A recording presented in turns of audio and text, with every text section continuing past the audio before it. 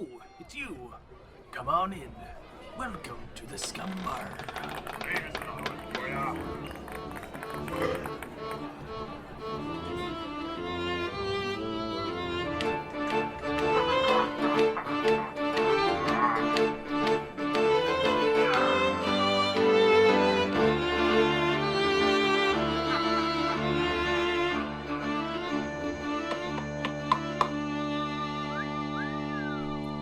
Welcome to the Scumm Bar Podcast, where we talk movies, video games, pop culture, books, ba-da-da-da, da-la-la-da-da-da-da, ba-da-da-da, and everything in between. I'm your host, Mattbrush, and welcome to episode 55, where Are you sure? I've brought in...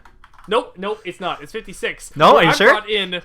Oh, no, it's not at all. It's 57, Are you I've sure? brought in... No, yeah, I'm positive it's 57 this time. Where I brought in the smartest person in the world who knows when I'm wrong. This man comes from all the way from Sector 7. We've got...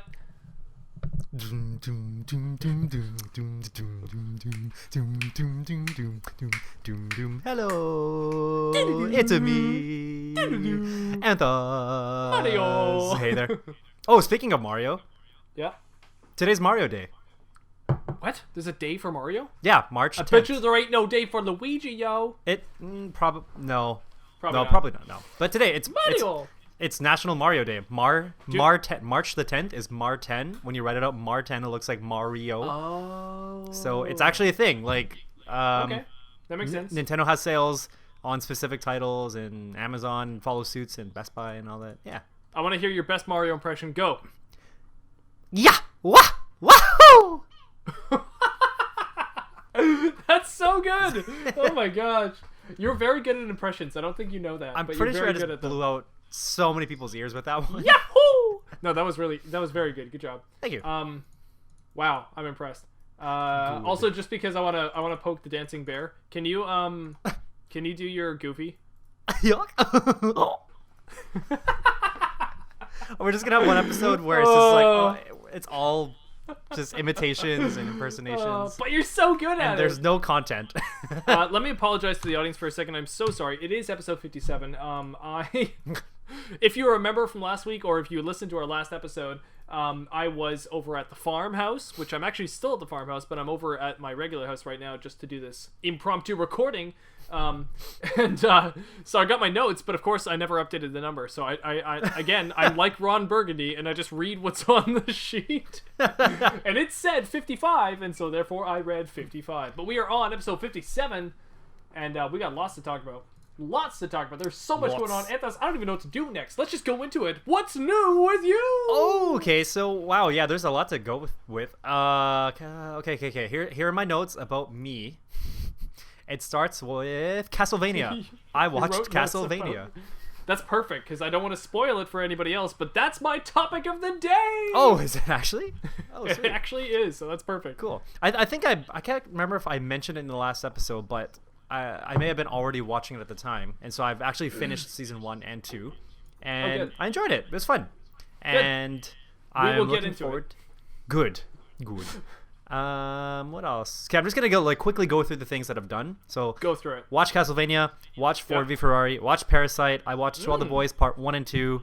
Oh wow. And yeah, that. You're cultured. I'm speaking to a cultured man right now.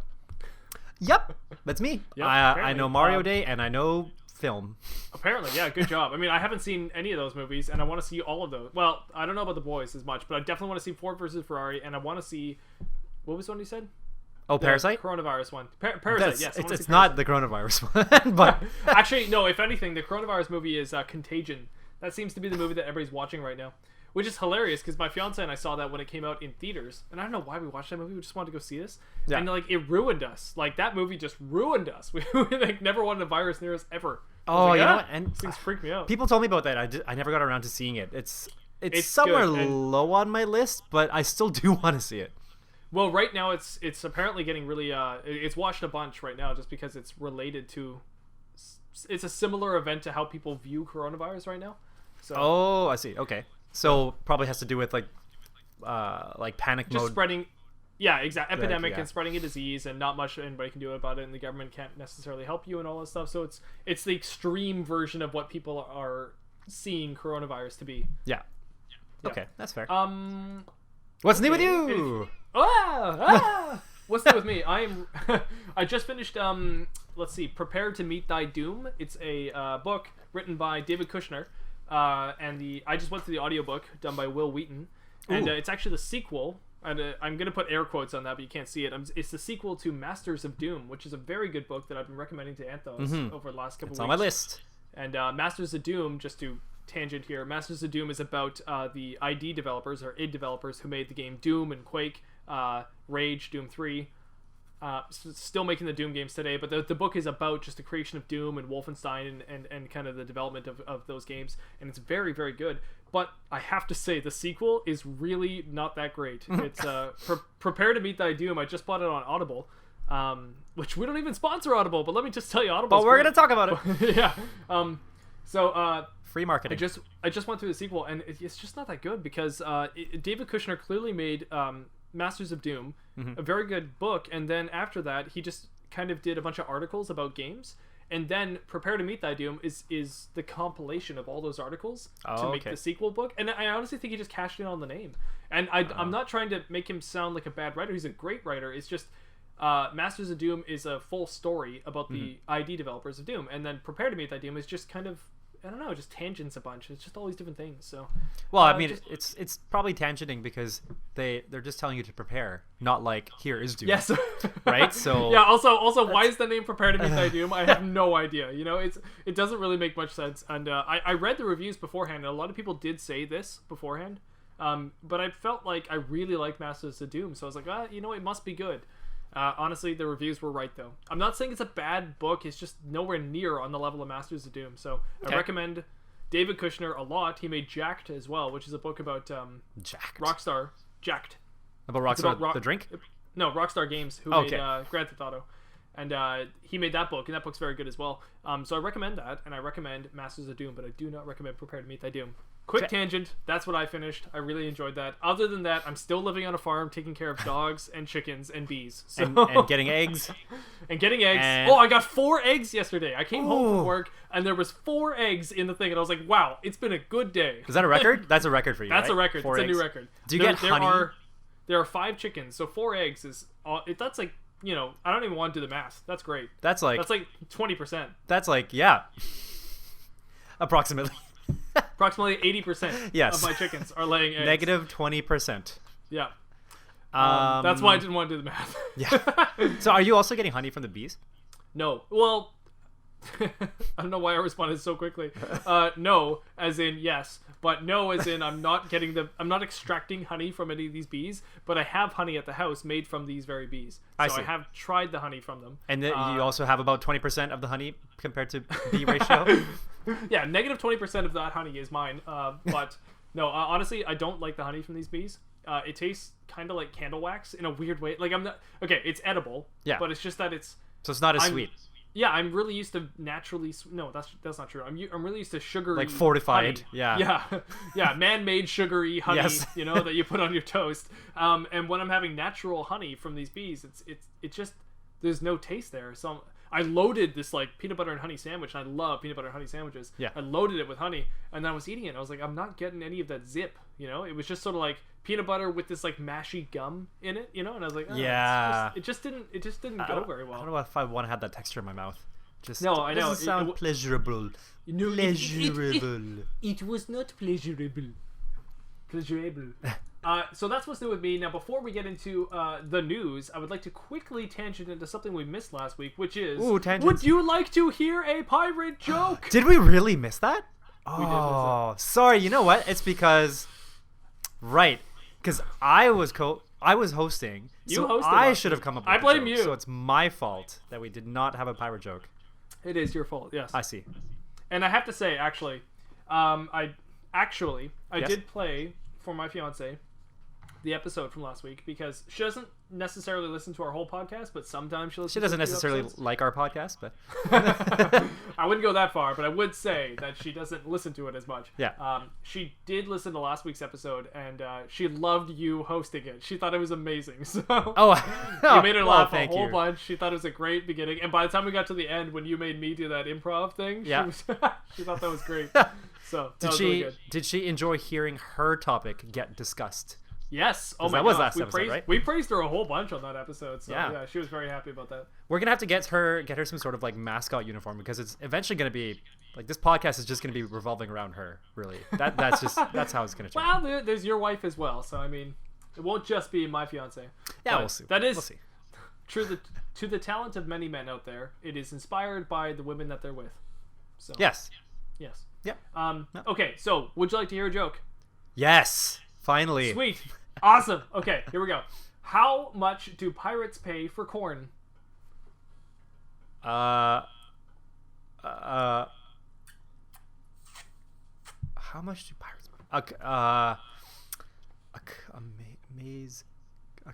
cobble, they hobble on their peg legs. They hobble on their cobble? Colonel Sanders. I can't get it. What is it? A buck an ear. Oh, I get it. I've said one very similar to this before. If you remember, there was the ear piercing one. It said, how much does it cost? It was a buck an ear. Yeah. But I just like this one because it was funny. Corn pun. Corn pun. Buck an ear. Corn pun. I love corn puns. I mean, it was very corny. It was a bit corny. Haha. All right, Anth0z, why don't you tell us what's new in the world, because I never pay attention to it. So cool. Okay. So what's the segment called? Ye Olde News. That's the one. Cool. So I got a few things here. So Jurassic World Jurassic World 3 officially has a title. I actually have local news about this. Did you hear where they're filming it? Apparently locally to you. Yeah. So I actually live on Vancouver Island, and probably mid to North Island, there's a place called Cathedral Grove where there are these gigantic trees. Dinosaurs. That are growing. Oh, okay. And it's actually, most people know it. So in the movie Return of the Jedi, there was the speeder bike chase scene, and they filmed half of that in the Redwood Forest in California. Oh. But they filmed the other half actually in Cathedral Grove here on the island. Cool. So it's this place where it's this gigantic tree. So think of Redwood Forest in California, or if you're an Ark Survival player, think of the Redwood Forest in that biome. Oh, okay. But it's anyways, it's these gigantic trees, and it's amazing. But anyways, I heard for the new Jurassic Park movie, they're actually going down island, and they're going to close off Cathedral Grove, and they're going to start filming all these like dinosaur-esque scenes down over there. Which is honestly, as a local, it's actually kind of a nuisance, because if you're trying to get North Island, it becomes one road, and if they're blocking that off, then it's now closing your one highway. That's the one, to get between towns. So yeah, it's gonna be tough. So then, have you already figured out your detour? Well, for me, it doesn't matter. Well, unless I'm camping. Actually, if I'm camping at that time, then it will matter. So no, I haven't planned it. The answer is no. Okay, cool. Good luck with that. Yeah, I'll have to figure that one out. But honestly, what we'll have to do is, there's a lot of rock slides around there too. Normally what happens is you have to literally just park your car and wait like 6 hours for the crew to remove all the rubbish, and then eventually you get to go through. So it can be pretty brutal. That's why Game Boy Pockets were really popular when I was young. And what else was there? And Sega Game Gear. Oh, at the Game... I never had a Game Gear, but I gotta admit, they looked so freaking cool. Whenever I had a friend who had... You know the 3 buttons, A, B, C? Like a C button? No one knew what C was. And it was like, oh, you have an extra button. Wait, on the Game Gear? Yeah, Sega has A, B, C for their buttons. Oh, that's right. Yeah. But the Game Gear... Woo! You're freaking out, man. How did they do theirs? Yes, the Game Gear was... buttons are 1 and 2. Oh, what? Yeah. A, B, C. Oh, maybe I'm just getting it mixed up with Genesis. So the Genesis controllers... Oh, you're totally right. You're totally right, yep. Interesting. Wow. No, so I'm mixing two things together. So you're right. The Game Gear was just a handheld. It actually looks fairly similar to a PSP today. PSP, yeah. Yeah. But I'm thinking the Sega Genesis controller had ABC. But you're right. Still, this console or this handheld looked really good. The problem with it is that it had such good graphics that the battery life was really bad on Game Gear. Right. Yeah. So and also had like full color and everything, whereas the Game Boy didn't. Like it looked fantastic. Yeah, it has a backlight, I think, as well. But the Game Boy survived because it could go like 8, 9, 10 hours without dying at all, right? So yeah. Neil Armstrong those were the famously days. had a Game Boy and took it to space with him. And Really? then when he came back and they came back to Earth, surfacing into Earth, you know how the whole ship like flames up and everything.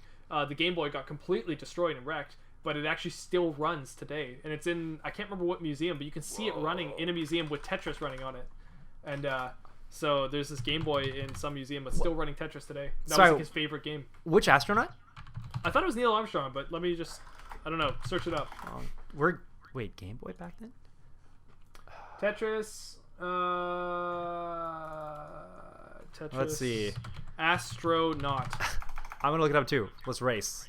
Astronaut Played that in brought space. Game Boy into space. Take that, Google. Cosmonaut Alexander A. Serebrov. Oh, no, it was a Russian. You're right. Sorry about that. Serebrov did it. He was the one who brought it, not Neil Armstrong. Yeah, it sounds better as Neil Armstrong, but no. So it did go to space, and it came back, and yeah, you can see it today. There's a photo of it. You could just type it in online and go to images. There's a photo of it you can see. I'm just gonna. Where is it? Yeah. Where is it? Doing a whole bunch of searching right here. Astronaut space, Game Boy. Maybe they couldn't take a picture of it because it's just too busted up. I've read the article. I've seen the Oh, photo. is this the one? It definitely exists. It looks like a blown up Game Boy. It's like all morphed and destroyed. Yeah, Like, it almost looks black. Like what I'm looking at right now looks like it's supposed to be a Pop-Tart. That's yeah, the best way I can that would describe make that. sense. Yep, that would make sense. That's kind of it. Oh yeah, I found it. there. Yep. Yeah. Oh, I was just about to link you. So It's it looks charred- like it's charred, all but it still charred plays. everywhere. Still plays though. Wow. It's got Tetris running on it because Tetris is what he played up in space. That's so interesting. Yeah, it looks like Oh, you know, it reminds me of when you roast a marshmallow too long. Yeah, That's what it that's looks like. exactly what There it was. we go. It was a white Game Boy, I believe, at one time. It's not anymore. Probably, yeah. Well, yeah, they were kind of like light gray, neutral grayish. Oh yeah, you're right. It's probably not a Game Boy Pocket, is it? So it probably is just light gray. Interesting. Oh wow, cool. Oh no, they made a white regular Game Boy, so it could have been that. Anyways, still, just random bit of trivia. Wasn't Neil Armstrong? It was the Russian dude, which is funny because Tetris is also Russian. So there you go. Maybe that's why. I think he's that's why. brushing up on his rushing. Dude, Brushing on his Russian. Wait, that's Phantom of Dreams. What's the Russian song? Whatever Tetris's theme is and Fountain of Dreams sound very similar. There's a few No, Tetris no, songs. no. Like, depending on that's the Russian dance song. That's not it. I'm trying to think of all the ones I can remember from NES. You're thinking of just a bunch of Russian songs. Well, I'm thinking of the ones that I can hear in my head when I'm in the different levels playing Tetris from NES. Right. And that actually is you know what, you're not wrong because that actually is a Russian song as well. So the Russian developer who created the first game of Tetris, he put in all these like Russian songs in. He was actually living in Soviet Russia at the time. Ooh, yeah, cool. so it was the Iron Curtain was around at that time. So I know this probably doesn't make sense, but there was one song that I really liked from Tetris. I probably won't be able to find it, but it was almost kind of like a loungy, trancey kind of song. Like they all sounded like they're obviously all was it Tetris iconic, on the NES or Tetris on Game Boy? On NES. Oh, okay, yeah. I'll see if I can find it like throughout the episode or something. I just Okay. won't pay attention to what we're actually talking about. If you can find it, send it to me and I'll put it in the episode so the listeners can hear it. It's very like it's trancey. Tetris has like a free domain or whatever, so I can play its music. Ooh. Oh, cool. Okay. Yeah. All right. Anyways, so sorry. What's up in the news? What's going on? In the news right. today? Okay. Well, you already mentioned that Jurassic World Yes. Sorry. is Go ahead. filming now, so their title is officially Jurassic World Dominion. Cool. Later in the Dominion. news is Transformers. Oh, so Netflix is gonna have a Transformers trilogy coming out. Like cartoon or like a movie? CGI. So it'll okay. be. Sorry, that doesn't even answer your question. It's a trilogy, so I believe it's gonna be like, I guess it's like either a miniseries or a trilogy like set of movies. I'm not really sure. Okay. But it's gonna be called War for Cybertron.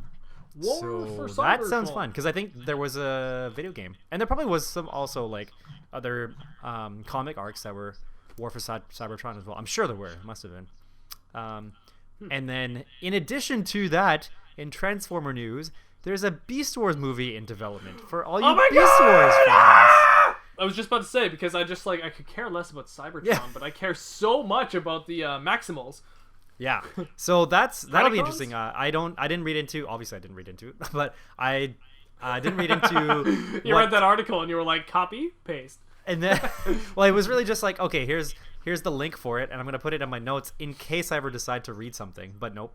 And I wrote down the note: Beast Wars movie in development, and then the link. And that's all I know. I'm excited. Yeah. So cool. That's gonna be fun. Great. What else is there? Oh, so the next Star Wars movie got a title as well, and it's called The High Republic. This isn't the Rian Johnson trilogy that's confirmed yet not confirmed, right? I don't know. This is the one that is supposed to take place like hundreds and hundreds of years before Skywalker. Oh, this is the one that may or may not be doing the Old Republic storyline? Well, probably. I assume so because they're called the High Republic. Yeah. So this is apparently they bought the rights to the Knights of the Old Republic storyline from the old LucasArts games. Okay. Yeah, so it sounds really good. So, well, sorry, I shouldn't say that. The old Knights of the Old Republic games were really good. So I'm hoping that if they buy the rights, then they have the rights to make a really good storyline. But who knows? They might screw it up still. Never know. Very well. Exciting yeah. if it works out. Yes. I thought that was going to be like a show though on like Disney Plus. I didn't realize it was going to be a movie. Oh, unless I got some things mixed up, because I was going to mention something about Project right. Luminous, but I didn't really look into that enough at all. Let's see. Star Wars: The High Republic revealed everything you need to know about Project Luminous. So I assume that Project Luminous has something to do with the next, I guess, Star Wars phase. Oh, okay. Let's see. But there is supposed to be another trilogy of movies that's supposed to come out. Not like a 10, 11, 12, but like a parallel trilogy of movies. And it's going to be done by Rian Johnson. At least that was the confirmation like last year. So I thought that was still going on. Maybe not. Okay, well, I don't see anything about Rian Johnson in this one. Let's see. Okay, well, no, that yours sounds more like the Old Republic one they were going to make. Cool. Well, let's go with that. Let's just pretend I kind of know what I'm talking about, and you were helping me along with it. Anyway, that's my news. I don't know. I pretend to know. So in my news, there is possibly a Mortal Kombat TV show coming out that's kind of similar to the Castlevania show we're going to talk about later. Oh, cool. Yeah, Mortal Kombat Legends. It's called. It doesn't really look like anime though, so it looks more like a cartoon. It actually looks kind of like the American cartoons of Batman and stuff. I wouldn't be surprised if this is done by the same people. It's called Mortal Kombat Legends: Scorpion's Revenge. Ooh. And don't quote me on any of this. I'm literally just reading this as I scroll through Reddit right now, so that just looks kind of interesting. But on the same bar of, like how Castlevania is a video game series that's being turned into a TV show, it's doing very well. So let's hope that Mortal Kombat does well. Yeah. For once. Other things I want to talk about. Disney's Jungle Cruise is coming out. It's a movie based on the Jungle Cruise ride at Disneyland. Movie based off of the Jungle Cruise ride? Yeah, so it's starring The Rock and Emma. What's her name? Emily Blunt. Stone. Emma Oh, Blunt. I see. Oh, Emily. So it's like if you remember that Jungle Cruise ride at Disneyland, it's just like a little kind of ride you take where you're in a river rapid thing, and there's like a narrator who's like a live narrator who kind of goes through a bunch of stuff with you, and then all this crazy stuff happens, and the narrator like plays it up. It's just like a small, not a very big ride at all. It's not that thrilling. It's just kind of a fun-ish ride. Why don't I know what Jungle Cruise ride? Yeah, I honestly used to love it when I was a kid, and I remember where the guy who's like driving the little cruise boat, he said, "This is my girlfriend." He held up this like fishnet. He's like, "Her name's Annette." And then, like I remember laughing so hard as a kid, and my dad looked at me like, "Really? You laughed at that?"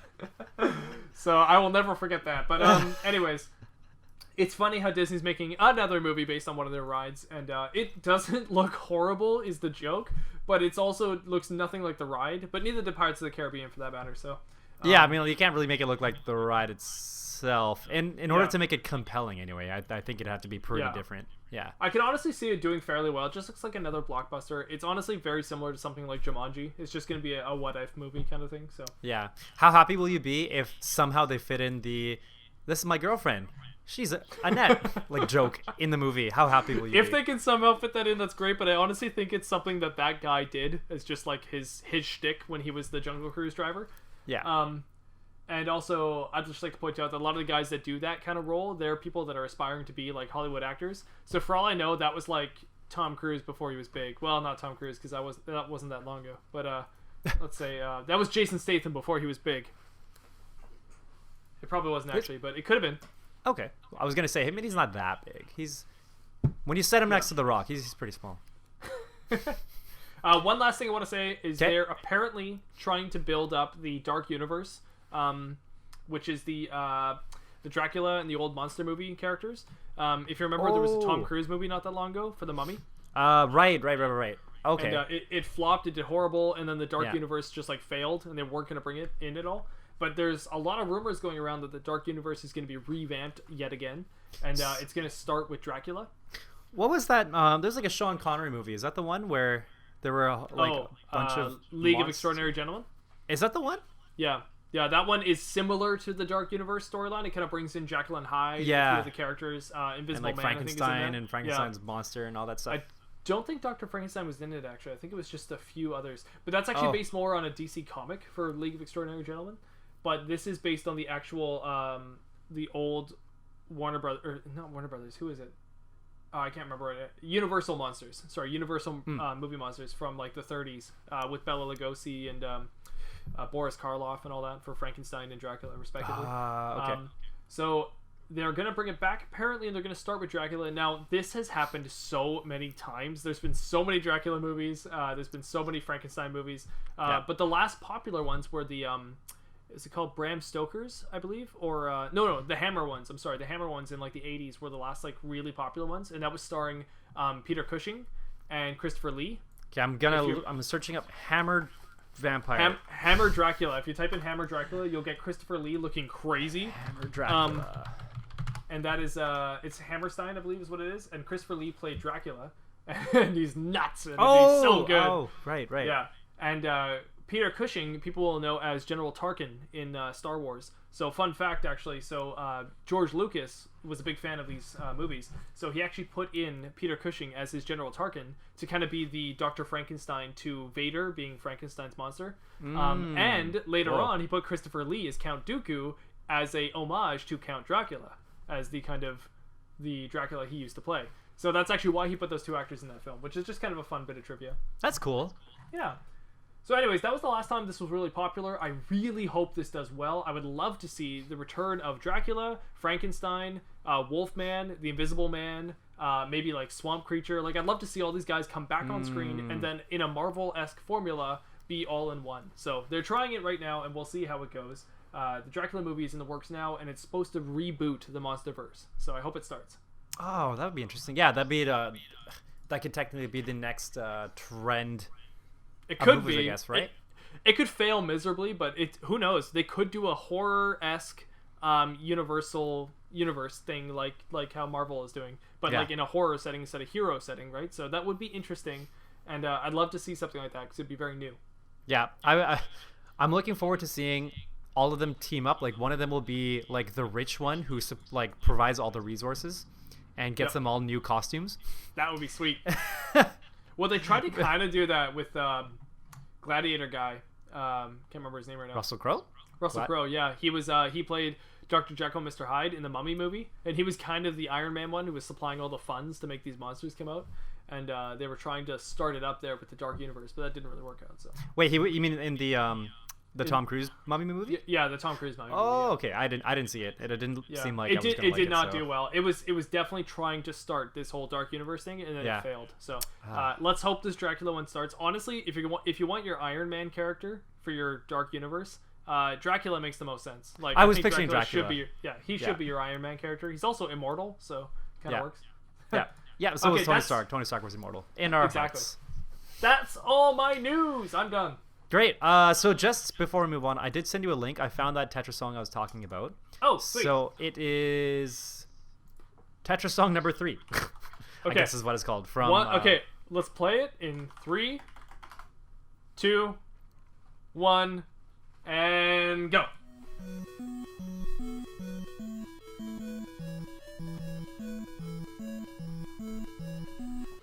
I don't know. This sounds like Space Age. It's so Space Age. I always love this one. I don't know why. Like, I would when you're selecting, I guess, like whatever level you want to play, because I think whenever if you just hover each level, it'll just play this song like I guess whatever that level is going to be. So I would hover over this one and I wouldn't even start because I just wanted to keep listening to it. I didn't want to cut it off and like restart it. Ah, man. Wow. I'm playing Tetris right now on Game Boy, actually. I've got an emulator on my PS Vita. I hacked my Vita and put a bunch of emulators on it, so I put the Game Boy on it, Tetris, and I was listening to the music actually just today, funny enough, and the music was not that, so I'm assuming the Game Boy version has different songs than the NES version had. But music, there's 4 choices on the Game Boy for songs that you can play, and number 3 was not that song, so... Ah, okay. Weird. Kind of sucks. I like that song. I'd like to hear that as I play. Well, just blast from the past. Put it on your iPod. There you go. And listen through. Actually, no. Even better, put it on your Walkman. I was gonna say, if you're trying to be nostalgic and you said iPod, that's not all that nostalgic. Well, I mean, for today's audience, I don't know if many people are gonna know. Well, I mean, some of them. Half of our audience. I never had an iPod. I went from Walkman, which I did use a Walkman for a little while, and remember those like disc players? You just have like a CD Discman. Yeah, Discman. I had those for a while, but I never like actually walked around with that. The thing I used it's because they're called Discman, not Walkman, so you wouldn't want to. It'd be weird. Good point. The thing I actually walked around and listened to was I had my PlayStation Portable, the first PSP, and I loaded that with music. I had a great SD card in there, and I loaded it with music. That was always my music playing device. Smart. Yeah, that was what I did. But I never had a cell phone until like way later on, so it was just kind of unheard of for that kind of stuff. And iPods I never got into, so. Yeah, I remember getting that Discman. So like we could get regular Discmans that would only play like the non-MP3 format, so you could only get the discs that would play up to like 15 or 14 songs, right? And then eventually they came out with the ones that could play MP3s, so then you could start burning CDs that had like 100 songs. And I think that was kind of the limit. Yeah. And then eventually, MP3 players came out, and it was roughly the same time, and then mini disc players came out. Holy man, what a walk down memory lane. Jeez. Oh. All right, not to cut you off, but we're going to go into topic number 1, because we are tangenting like crazy this episode. I love it, but still, we got to actually get some content going. So yes, here we go. Topic number 1. Do you want to take it? Sure, why not? Go ahead. Okay, so this came out recently because I was talking to somebody. So they're Korean and just family friends that I know of. And then do they barbecue? They probably do. Wait, do they like barbecue or do they do? No, do they barbecue? Because then they could be a Korean barbecue. They probably barbecue. They probably do a lot of things. They probably do tons of things that other humans do, but I don't know because I only see them when they're not doing those things. Darn. Okay. So anyway, I was asking them. Oh, I told them that I saw Parasite, and like they're a little older, so I don't think they really watch movies, and know so much about pop culture. But so in order to show them what I was talking about, I searched up a picture of the director Bong Joon-ho. Hopefully I'm saying that right. And then so they looked at his picture and they're like, oh, him. Like they knew who I was talking about, and then they realized what movie it was. And is it not called Parasite in Korea? It's probably called something in the Korean language. I would suspect that would make sense, I guess. Yeah. Yeah. In my mind, it's just called Parasite, but yeah, I guess that makes sense. So I don't think it's called Parasite. I'm not gonna look it up because I'll probably just butcher the name. Parasatu. And so then once I saw the director's face, they were like, "Oh, he's communist." I'm like, "What? Okay." That went dark fast. And I was like, "Oh, okay." So and I wasn't sure what to say. And they're like, "Yeah, he's he gets funding from, or like I guess like companies that support communism like funded him for his movies." I don't know if they meant specifically Parasite, but they might have been referring to just like funding him throughout his career as a director. And so it sounded like that they weren't interested in like supporting him because of that. Wow. And so honestly, I guess being so close to North Korea, I guess I totally understand the animosity they could have towards communism. Like that could be such a, oh, he gets money. Like even if there's a shred of chance that guy is communist, I can see them being very anti-establishment on that. Like, exactly. I can definitely understand that. Yeah. Right. So I thought about that. Wow. I didn't bring this topic because I wanted to talk about like politics and stuff, but it's just that it what? kind of that'll you be don't want to talk about episode. Politics? What's the point of talking, Anth0z? Eventually, when we get into when we get when Trump sponsors us. Then we're gonna talk about politics because I'll call him up. I mean, we'll have a very level of understanding of politics. So, anyway, Okay. yeah. So in that moment, I kind of thought, there must be other things or other reasons why people would not want to support like a person, right? And then I thought about so many things at the time. So, Chris Brown. We're getting very close to your topic, but I'm just so curious at this moment because I still don't know what your topic. Well, okay, is. I'll just. No, this is great though. I'm anticipating what it's gonna be, but I'm like, where are we going? All right, here we go. Okay, I'll just name a few people and some things that have happened. So Chris Brown beat Rihanna. Yep. Justin Timberlake recently was caught holding hands with a coworker, and even though he's married. Kobe Bryant had a thing. This was quite a few years back, where he was before he died. Yes, well before he died. Where he he admitted to adultery, but it was consensual. Can you define adultery? I forget what adultery is. So it's basically cheating. Like okay. I couldn't remember if it was like pedophilia or if it was like just cheating on your spouse. With the name adultery, it's like it's so hard to know. You know, it's got a weird connotation to it. Right. Okay. So I'm going to, just so that I don't misconstrue the definition, I'm checking Google because Google knows all, right? Of course. Yeah. Everybody believes it. Perfect. Let's just cool. believe in our Google. Thanks, Google. So Google says, voluntary sexual intercourse between a married person and a person who is not his or her spouse. Right. Okay. So it's so weird that is what is adultery, right? Like the word adultery doesn't make sense for that. That should be called like spousery or something, right? Like, that's. I mean, or maybe it's supposed to be like chastising them. Like you should be more adult about this. That's the thing. Like that's why I don't like English, and this is just gonna be a whole other episode. But I think it just has to do with like probably the origins of the word. This all has to do with adult oranges. You want us to have better katakana? What? You want us to have better katakana? It'd be great. Anyway, so Kobe Bryant. Go ahead. Sorry. And then I remember a little while back. So Kevin Spacey had his whole thing happen while they were still filming House of Cards. I thought he was squeaky clean. Isn't he like a pinnacle of like modern behavior? He was up until he. What's the story? I better look this up. Sorry, I'm just kidding. I'm being very facetious here. Kevin Spacey's a horrible person. Oh, okay. Well, all right. So I guess you. To anybody who doesn't know, yes, he's a horrible person. Just look him up. He's done so many things, and it's pretty obvious. So, charged with a felony for allegedly sexually assaulting journalist Heather Unruh's 18-year-old son. There we go. Yeah. And then he also takes advantage of younger men. Right, but then at the time of kind of being called up for it and wanting to apologize publicly. Oh, that was awful. Right. So he took that very same moment to come out basically to the world as if he was. He basically said. I'm so sorry for what I've done. Also, I'd like to take this moment to establish that I am gay. He said that publicly in front of a bunch of people. And I don't care who you are or what you believe in, but that's a horrible thing to do. It was awful. It was just mirroring everything about him. So, So, and then the last one I wrote down was Olivia Munn, a little while back. She was boycotting. I can't remember who the actor was. No, it's not.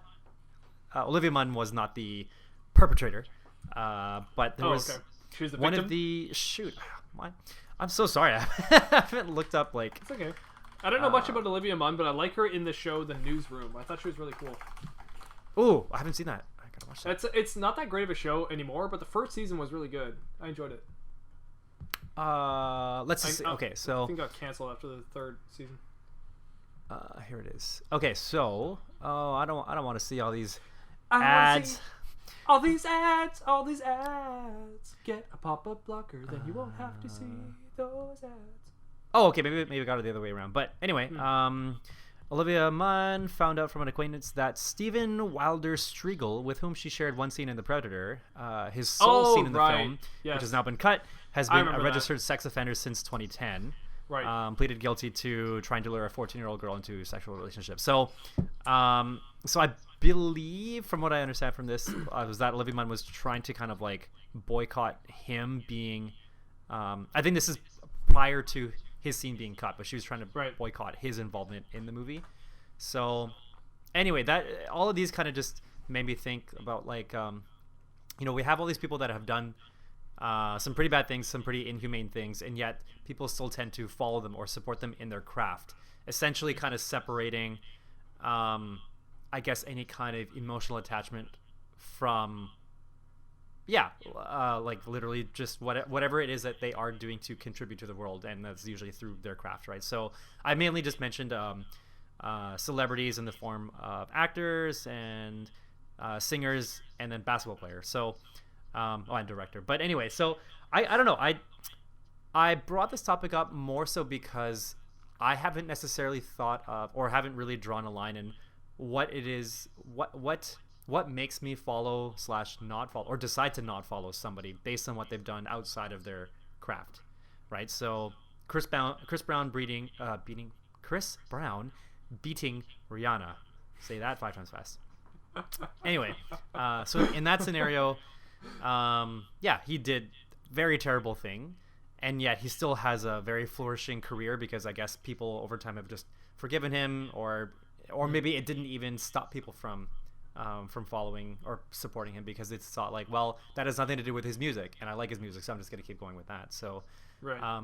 So this is more of just a I wonder, as opposed to what is it that we should be doing about the situations, because I'm sure it's going to be different from person to person.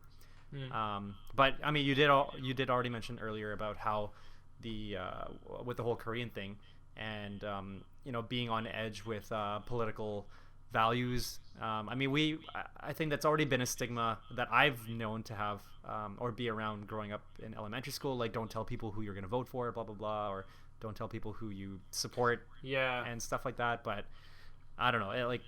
I disagree with. I don't agree with that at all. My parents did that my whole life. They always said never talk politics, never talk religion, and they were always saying that's how you.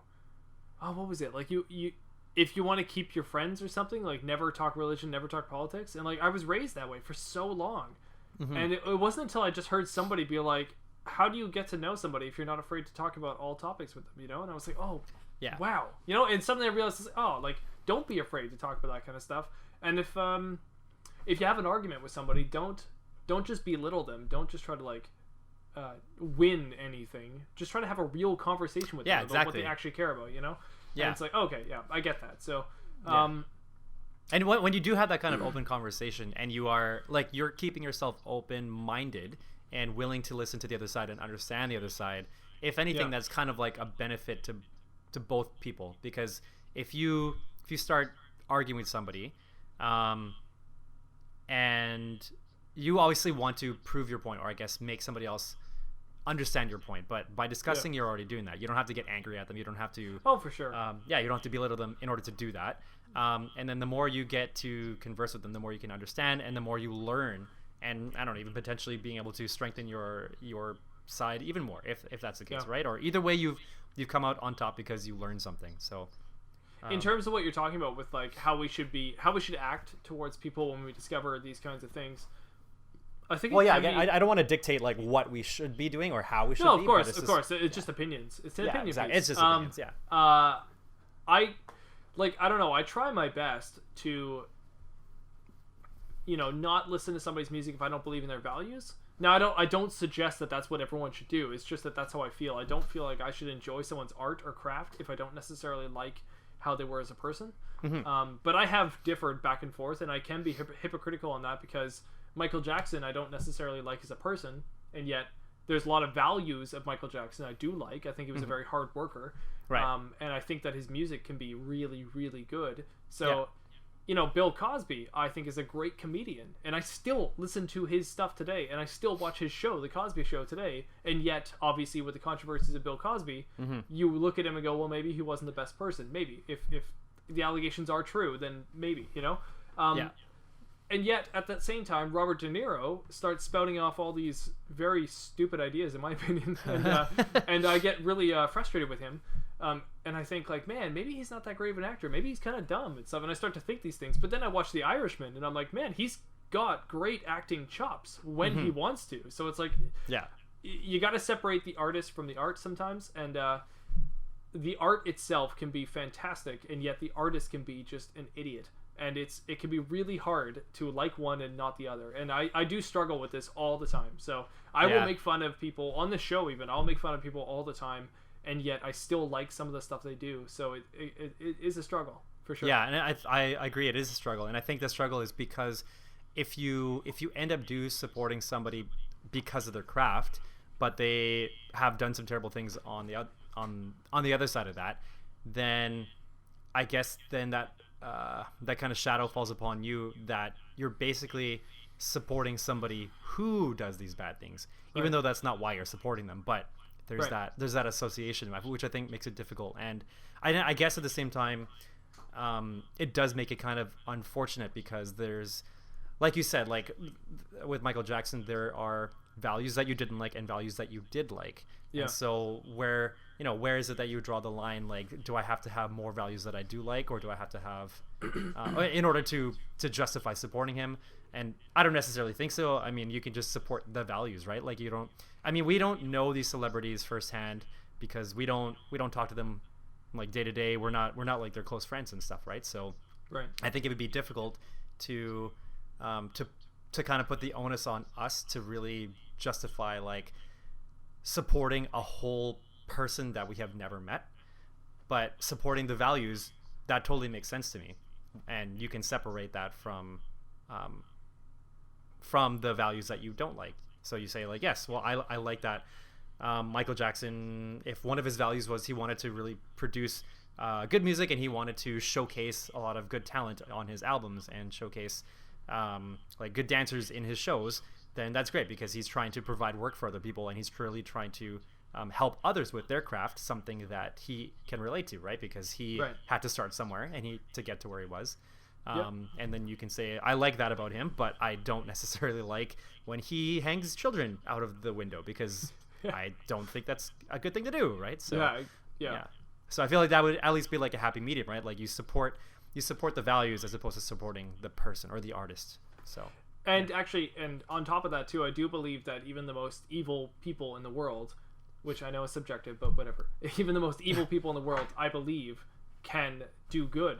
And I think that can be a very beautiful thing when the most evil person in the world turns a new leaf and decides to be a good person.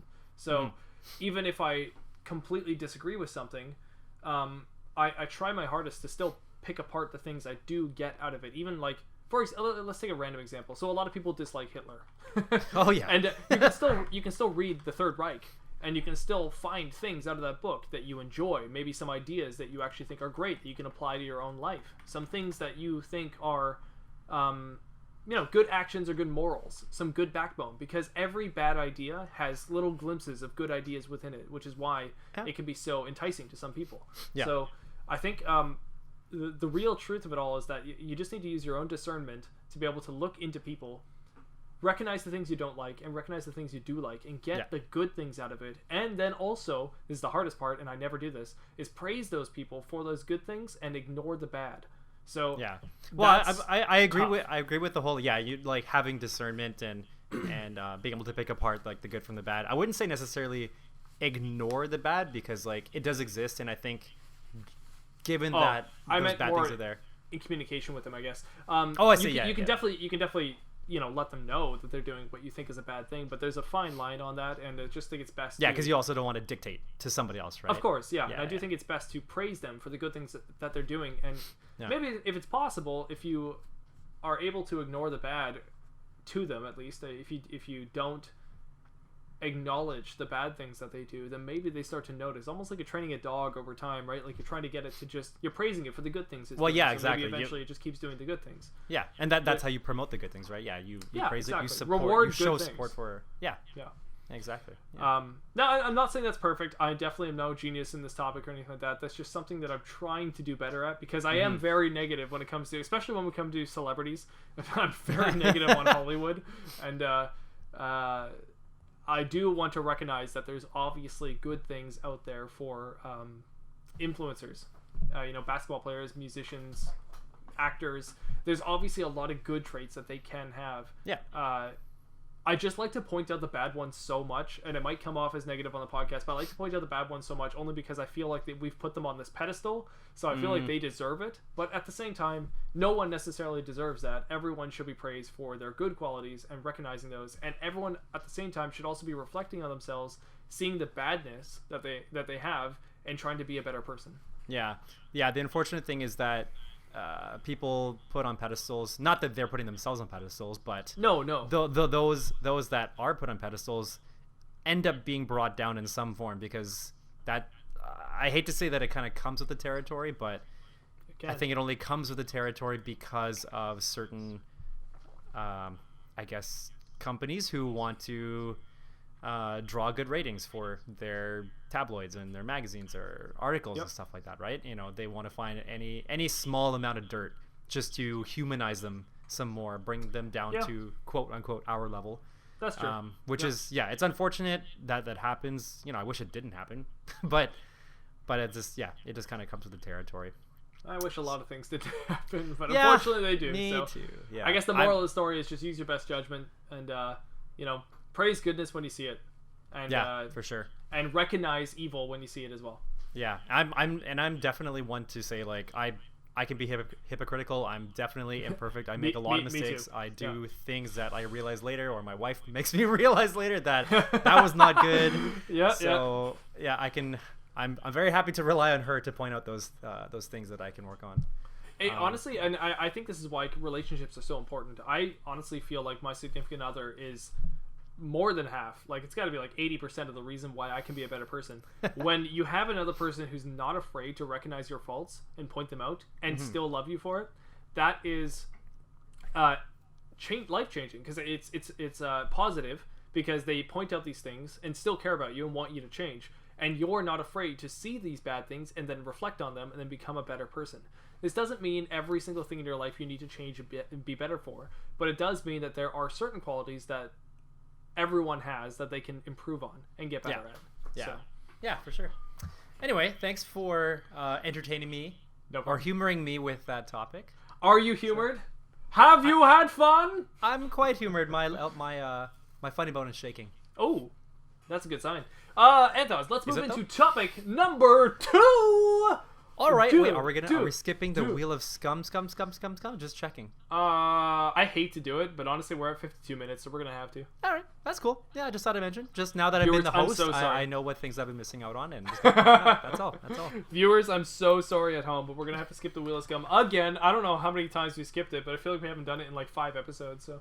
Something like that, yeah. Yeah, we'll have to figure it out eventually. But I've really got to talk about my topic, which is... I don't remember the theme, but I was singing it earlier. The theme is from the show... Oh, it's not Doom. Nope. And game series of Castlevania. Castlevania. Oh, I just lost you. There it is. There it is. Whoa, hello. Whoa, what happened there? My bad. I was trying to grab my tab for Castlevania, and I ended up clicking the X, so I closed out our conversation. No wonder. I thought, like, I'm pretty sure we saw this whole microwave debacle thing, but... Nope. That was totally my fault. Sorry about that, everybody. My bad. All good. They were fine. The audience was fine, because they were listening to me talk the whole time, so it doesn't matter. Me too. Oh, great. So now we're going to have overlapping It's going to be a really weird editing, but all right. That's fine. All right, here we go. So, we're going to talk about Castlevania. Wow, that was on cue. CATS''LE. So before I get into anything else, because you've also done this, as you pointed out earlier on the show, let's talk about the TV show for a little bit here. Now, before we get into it too much, full disclosure, I've still only seen season 1 of this show, and I've seen season 1 twice now. And I'm very impressed by the first season of this show. As far as a video game being converted into an anime this is like top-notch quality. It takes video game lore and turns it into actually a good anime at the same time. So it's easy to follow, and yet it's also following the game quite well. So what did you think so far of the Castlevania TV show, and what are your thoughts on the show? Okay, so I've seen the first 2 seasons, but you've seen only the first. So we're just gonna... Sorry? I'm literally talking about the first 4 episodes, yeah. Okay. Which is Trevor Belmont, Sypha, I believe, is the girl, and then there's like a preacher, and there's like another warlock guy that he talks to. Right. Okay. I'm just trying not to many think. characters. I just want to make because I watched it all in one go. I just want to make sure that I separate. The ending to spoilers, by the way, to anybody who hasn't seen season 1 yet. The ending to season 1 is Alucard and Trevor and Sypha all fighting against the evil forces of Dracula. They're just like fighting all these like demonic forces and stuff. Also, did I mention last time or the first time we talked about this? I think when you're telling me about Alucard, that's when I realized that Alucard was backwards for Dracula. Did I mention it back then? That's supposed to be like the big trivia. Okay. Alucard. This actually okay. falls in really well to the dark movie universe. So yeah, the whole Dracula Alucard thing, that all stems way back to the 30s when there was Bela Lugosi as Dracula, and how they used to do that. Like, he has a son named Alucard. Alucard. Then they see a mirror, and then it's Dracula. Oh! So it's actually a big thing. And here's Frankenstein's son, Nietzsnik Narf. Oh, that was difficult. Oh my gosh. Okay, so what did you think of the show? Show was cool. I think first 4 episodes, I would say it was probably enough to intrigue me. I think I was a little bit thrown off by how dark it was. It's very dark, yeah. Yeah, I did not expect that at all. It's gory. Like, it's gory. Really gory. Yeah. Yeah, right off the bat too. When he whips that guy's eye, I was like, yeah, whoa, they don't hold back. So no, not at all. Actually, I feel like it was probably the eye was my first like, because the rest were like, okay, I think we already saw some like stabbings or something leading up to that, right? When Dracula first fights the town, so they really humanize Dracula in this TV show. By the way, they really make him seem like you really feel for him. Like, really do. He's a villain you understand, and I really love that. So you'll see a lot more of this is not really spoiling anything, but you do really see more elements of him being humanized in the second season, which is cool. Yeah. They gave him like a love story and this like backstory to the reason why Dracula is taking out Wallachia, I think is the town. Wallachia. Wallachia, yeah, and the neighboring cities. So you get to understand a little bit more why Dracula is kind of being this plague against them all. And it's really interesting, but he's so evil to all the people. Like, he just does like a reigning terror. Like, he's omen of like blood is just like raining onto people and stuff. Oh man, that was really so cool. insane. I love that. Yeah. And which honestly is a huge testament to Castlevania in general, which is already such a dark show, or dark series, I should say. So what did I like about this?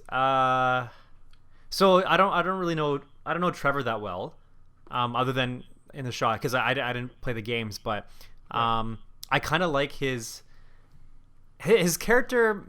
His character makes sense to me, just the way that he's what's the word? What are those like traveling gypsies called when they're like a nomad? He's basically like he seems to me like a nomad, right? He's just kind of like on his own. Kind of similar to The Witcher, actually. It seems. I guess so. Well, The Witcher to me kind of has a little bit more motivation. That's true. Yeah. But for me, Trevor, Trevor's so much. Trevor's kind of just the family name, so he's kind of carrying it on, I guess. Yeah, and he kind of like he hates it. I think because he's reluctant.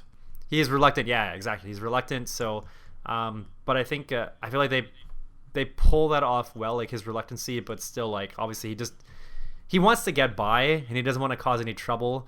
Trouble just kind of finds him. That's just how it is. As cliche it is, but I don't know. I like the combination. I like the trio. Wait, so in the last episode we see, right? So he's already helped out the what are they called? The speakers? The priests? Yeah, the speakers. I don't really the know speakers. He's already helped out. They're not from the games. They're just kind of remade in the show, so I don't really understand them that well. Right. So by then he's already helped out the speakers, and then we end off like we've got this trio, which is like, hey, that's a really cool combination of characters to follow.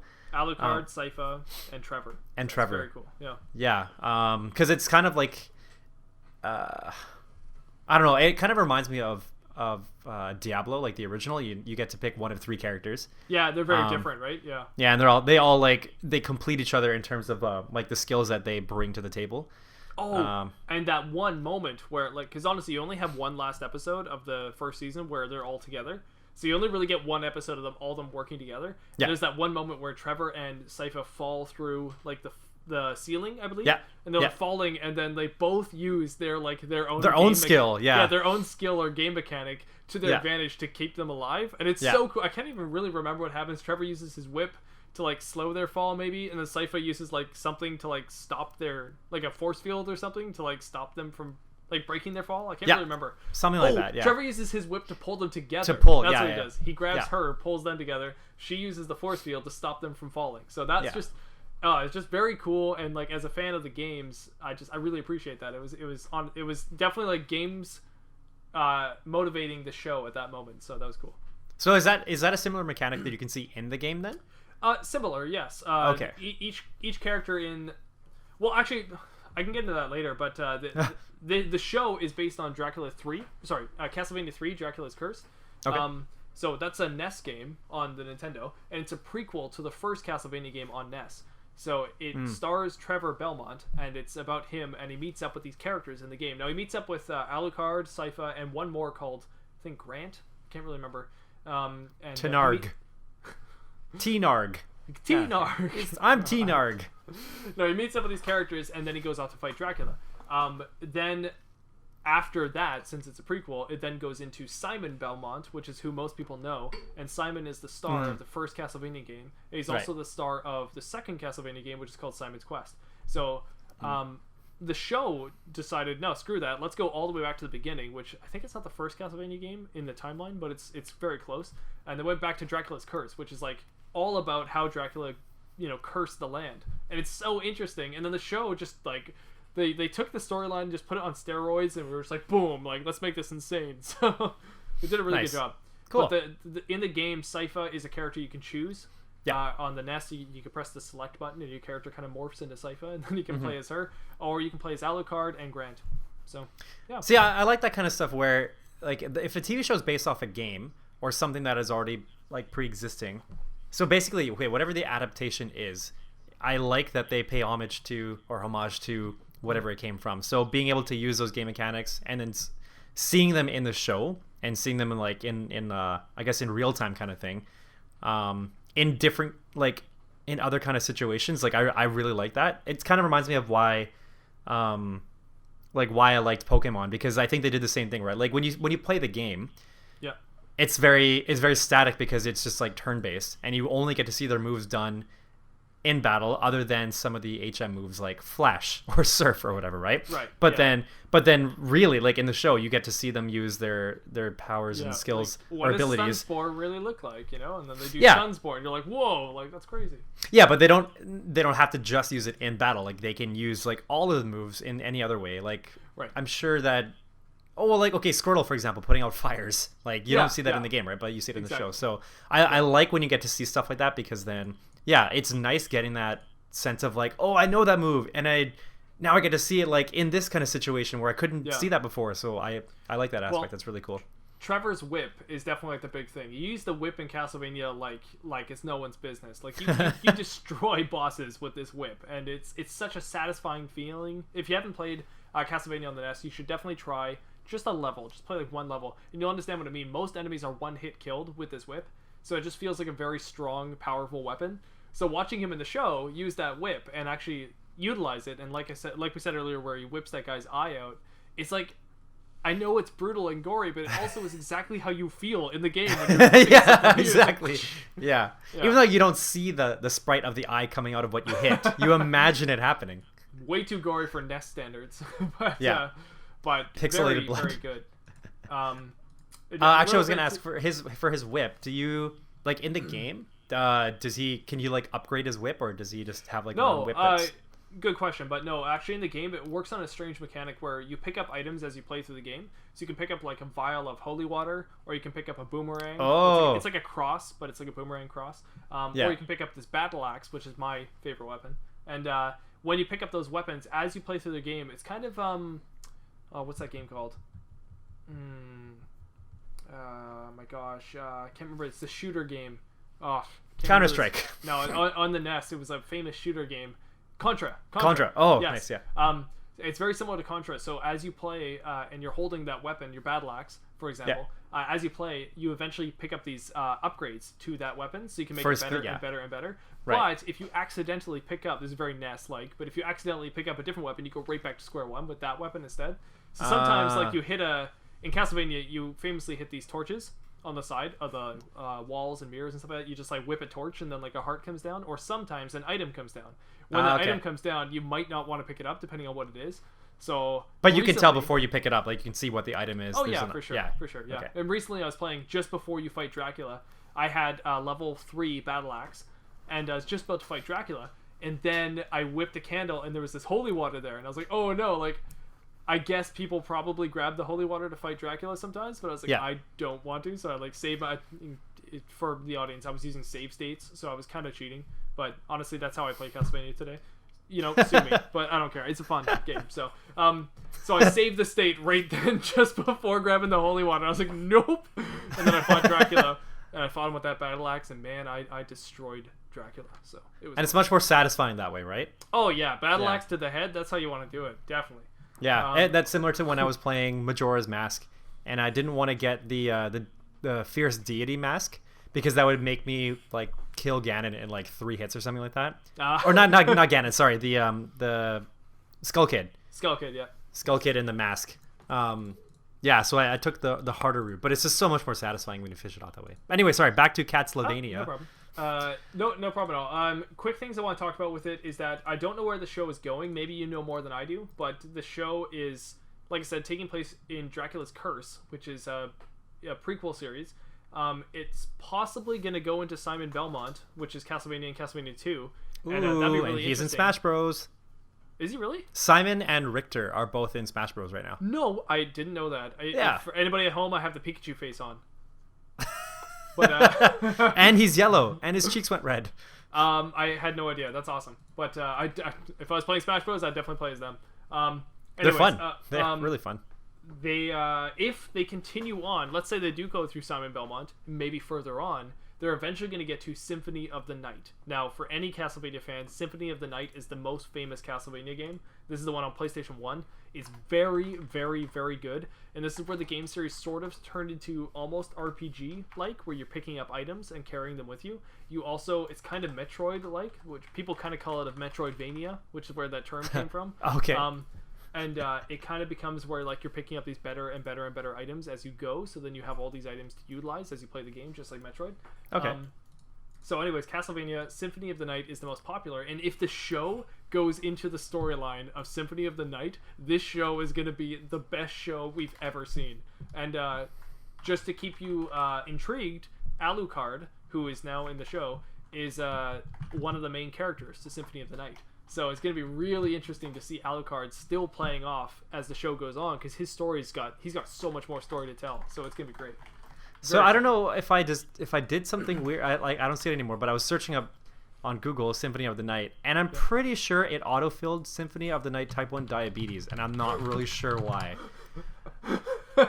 Oh, you know what? Okay, I think as I typed I typed like Sim, and then autofilled Symphony of the Night, and then maybe following down the list, it was Sleeping Through the Night with Type 1 Diabetes. So I don't know why Anyway, sorry, tangent. No problem at all. And as somebody who's playing through the NES series right now and just looking up screenshots of Symphony of the Night, I'm so excited to play this game because the graphics are so good. Cool. Compared to the NES, I think Simon Belmont has like 4 colors to his pixel. They're just great. And it's Castlevania Symphony of the Night. It's like the pixels are just like blowing up on the screen. It's insane.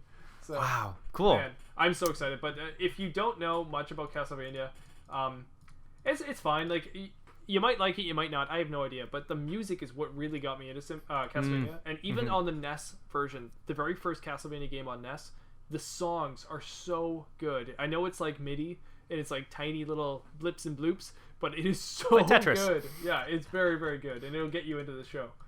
Cool. One last thing I want to say about Castlevania 2 is, speaking about the Dracula and Frankenstein and all that. So the first NES game is honestly one of the best Halloween games you could play. So if you ever just want to have some fun, get an emulator, play Castlevania on NES, and definitely use save states because, in my opinion, the game is actually a little bit tough in 2020 playing the game. So use save states to keep yourself going throughout the game. But you fight Frankenstein, you fight the mummies, cool. You fight Medusa, you fight the Grim Reaper makes an appearance, you know. Whoa. Like, it's really fun. He's famous. Yeah.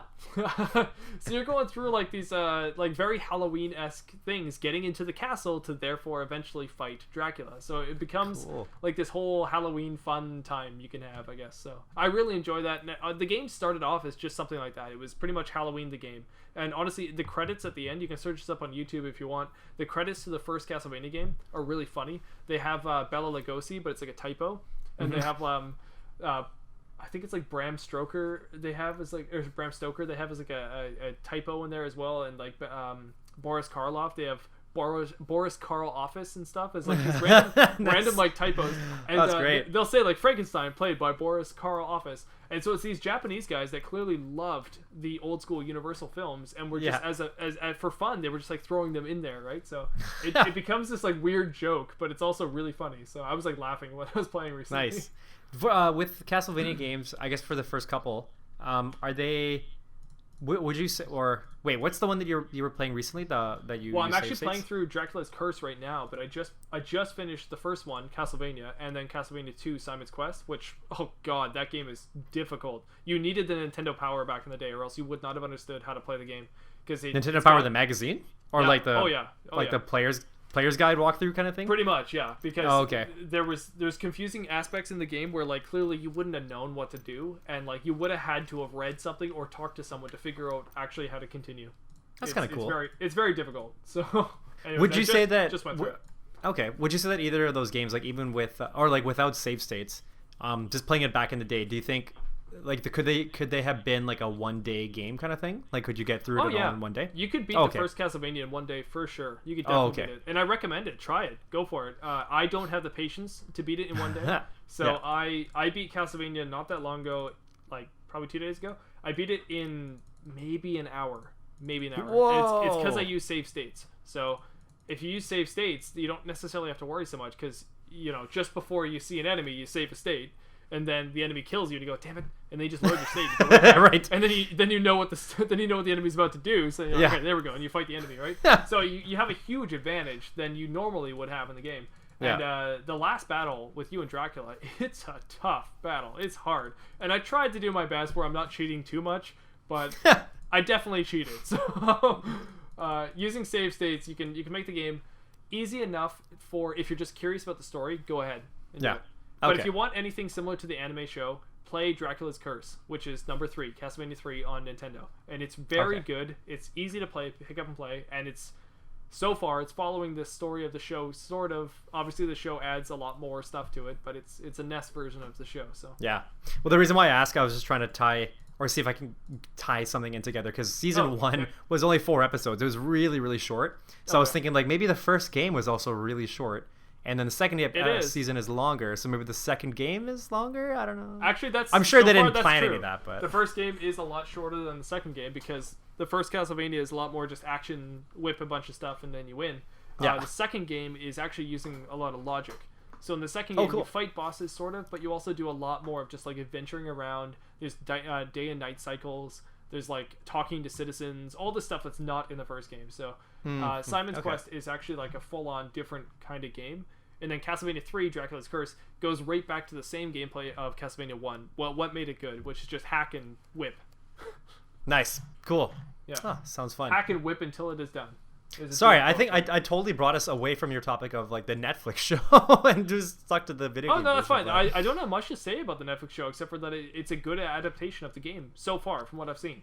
Yeah. And if anything, because season 1 was only 4 episodes, I think it's a good start. So get on to season 2 and let me know what you think because there's so much more that happens. It could easily derail. Like I can see it derailing and not being like the game anymore. But it so far after season 1, it's very good. And as a game kind of guy, as a gamer, I guess, and like somebody who enjoys anime, I would love to see this treatment done for other shows. We've already mentioned before, but I'd love to see Legend of Zelda done with this style. Something that isn't afraid to just actually be like the source material. And people enjoy it, Even Trevor Belmont makes fun of like turkeys being inside the wall. And that's like something from the game. Like he'll find a turkey inside the wall and he'll be like, why would he eat that? But he eats it anyways. The show made fun of that. It made a joke about that. So I love that. So cool. Yeah, just good stuff like that. Nice. Good all-around stuff. Great. Castlevania. Sweet. Anyways, that's my topic, Anth0z. So, I have to ask you one last thing. Where can the audience find you? Well, if you want to find me, you can find me on Twitter at Anth0z1. That's at Anth0z1. And if you want to find me, you can find me also at Twitter at Mattbrush Gaming. Or if you'd like to watch this podcast in video form, you can go to Mattbrush Gaming at you and it's under the Scumm podcast. Or you can go to any of your famous podcast platforms like Podbean, like iTunes, like Stitcher, like Twitcher, like Bitcher, like Mitcher, like Flitcher. You can go to any of them and Titcher. just type in the Scumbar podcast, and you will find our podcast there, and then you can follow it. You can also like it. You can star it. You can thumbs it up. You can thumbs it sideways. You can just look at it and not do anything with it if you want, but that's boring. You can listen to it with your ears if you wanted to. You can comment on it and let us know what you guys think about the podcast. Or if you want to give us some kind of long essay, you can email us at thescumbarpodcast@gmail.com. And we also may read that live on air, depending on how good or bad your essay is. Yeah, we might read it twice. Or 4 times. Yeah. You never know. Just depending on how much we like it. And without further ado, guys, Anth0z has something he would love to tell you. Anth0z, go ahead.